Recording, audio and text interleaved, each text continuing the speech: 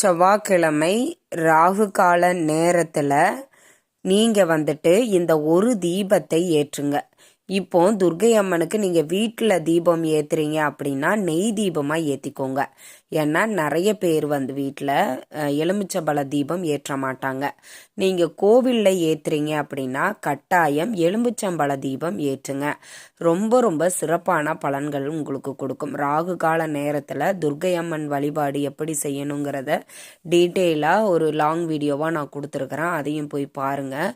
இதில் துர்க்கை அம்மனுக்கு ராகு கால நேரம் ஒவ்வொரு செவ்வாய்க்கிழமையும் பிற்பகல் 3 மணியில் இருந்து 4:30 மணி வரைக்கும் இருக்கக்கூடிய நேரம் ராகு கால நேரம். ஒவ்வொரு செவ்வாய்க்கிழமையும் இதே நேரம் தான். இந்த நேரத்தில் உங்கள் வீட்டில் இருக்கக்கூடிய பூஜை அறையில் துர்க்கை அம்மன் படம் இருக்குது அப்படின்னா நீங்கள் அந்த நெய் தீபம் ஏற்றுங்க. இல்லை வேற ஏதாவது அம்மன் படம் இருந்தாலும் பரவாயில்ல. கோவிலில் ஏற்றுறதா இருந்தால் எலுமிச்சம்பழ தீபம் ஏற்றுங்கள். அற்புதம்.